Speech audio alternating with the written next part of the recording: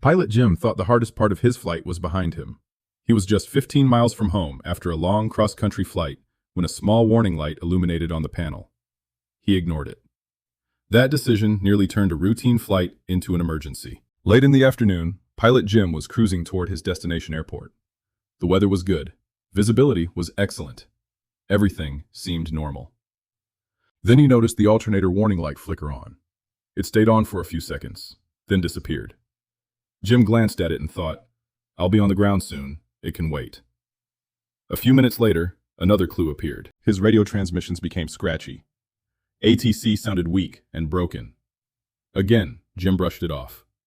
The radio's probably just acting up. But the truth was far more serious. His alternator had failed. The aircraft was now running entirely on battery power, and the battery was slowly dying. 10 minutes later, the situation became obvious. The radio went silent.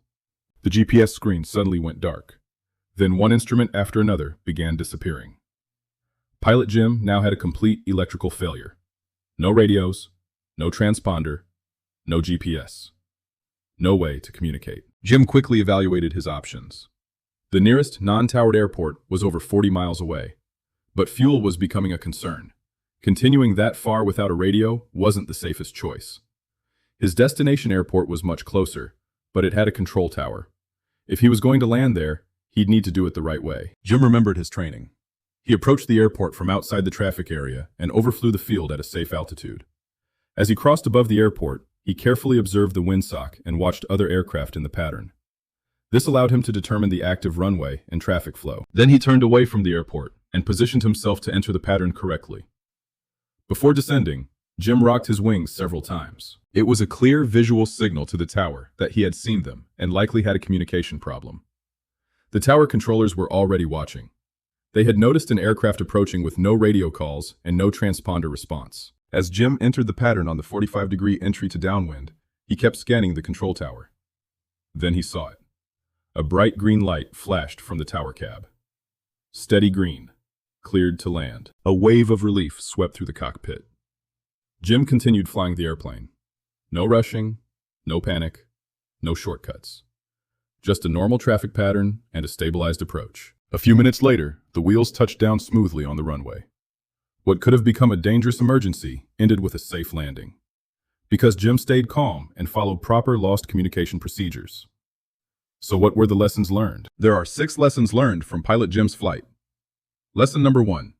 Warning lights are trying to tell you something. An alternator warning light is not a suggestion.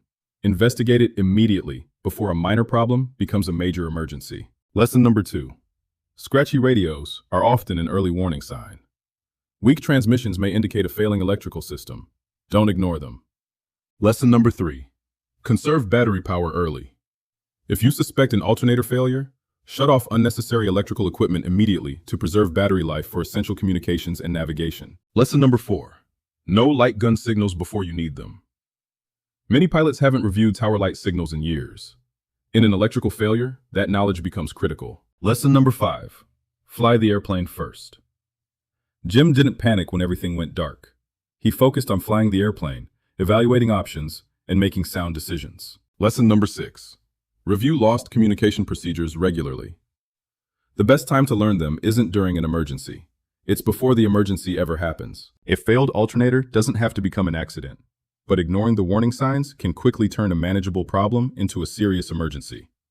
Stay ahead of the aircraft, know your procedures, and always have a plan for when the radios suddenly go silent. Want to be prepared for the next emergency, especially for this emergency scenario? Download my free Pilot Emergency Decision and Action Cards, what every pilot needs to survive an emergency. Link in the description and comment.